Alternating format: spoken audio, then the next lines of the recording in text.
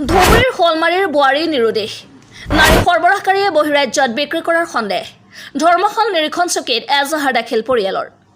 এই ঘটনা সংঘটিত হৈছে যোৱা 20 এপ্ৰিলত নিজ পিতৃগৃহৰ পৰা স্বামী গৃহলৈ যোৱাৰ সময়তেই নিৰুদেশ হৈছে ৰেচনা খাতুন নামৰ বোৱাৰীগৰাকী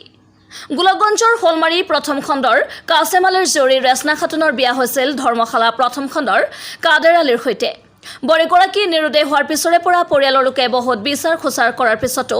সংসূত্ৰ উলিয়াবলৈ সক্ষম হোৱা নাই ইয়াৰ মাজতে এটি অচিনাক্ত নম্বৰৰ পৰা ৰেচনা খাতুন নামৰ বৰিগৰাকী পৰিয়ালৰ লোকক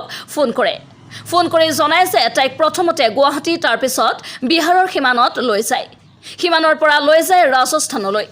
পৰিয়ালৰ লোকে সমস্ত ঘটনা ধৰ্মশালা নিৰীক্ষণ চকীত জনাই এজাহাৰ দাখিল কৰে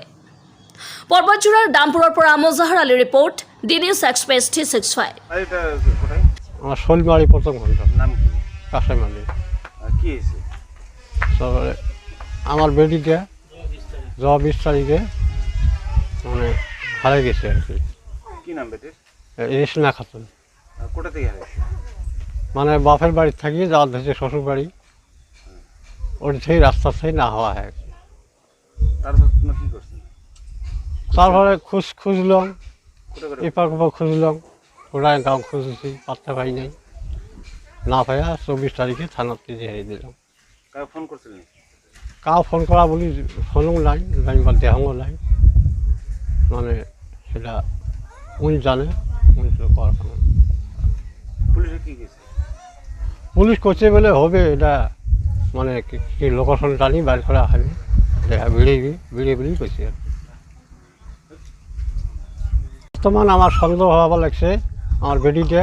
কাইবার নিয়ে যায় বিক্রি করে দিল বেঁচে দিচ্ছে আর কি এই গ্রামের আর কি এই কাশেম আলীর বেটি যোৱা 20 তাৰিখে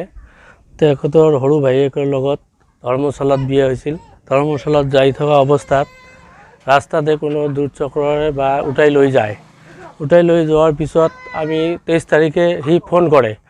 ফোন নম্বৰটো আমি অনলাইনত চেক কৰিলোঁ সি ৰাজস্থান বুলি দেখায় আমি তাৰপিছত আমি কাছাৰীয়াত থানাত গ'লোঁ যোৱাৰ পিছত IC ক'লে নহয় এইটো ধৰ্মশালাতে যিটো হাৰাই গৈছে কিন্তু ধৰ্মশালাতে কেছটো FIR দিব লাগিব তাৰপিছত ধৰ্মশালাত যোৱা 24 তাৰিখে আমি কেছ কৰি দিলোঁ আৰু দুটা নম্বৰে আছিলে আৰু এটা দেখায় আমাৰ আসামেৰ বুলিয়ে সেইটো নম্বৰত সুইচ অফ আৰু ৰাজস্থানৰ নম্বৰটো সুইচ অফ আমি এতিয়ালৈকে কোনো খোজ পোৱা নাই আৰু এই নম্বৰত যি নম্বৰটো দি ফোন কৰিছে তাৰ হোৱাটছএপ নম্বৰত যেটো কি আছিলে এটা ফটো আছিলে এই ফটোটো মই ICক দিছিলোঁ ছোৱালীজনীৰ ফটো দিছিলোঁ আজি মোটামুটি 4-5 দিন হৈ গ'ল ছাৰে ক'লে মই কিবা মেছেজ পঢ়া বুলি ক'লে SP ছাৰক TWS মেছেজ বা পঠাবৰ কাৰণে ক'লে সেই পঠাইছি আৰু ছাৰে ক'লে মোৰ কাম মই কৰি আছোঁ আপুনি আপোনাৰ আৰু আত্মীয় স্বজনৰ ঘৰত চাব ক'ত আছে নাই আৰু কিবা যদি আমি বিচাৰোঁ যে অতি সোনকালে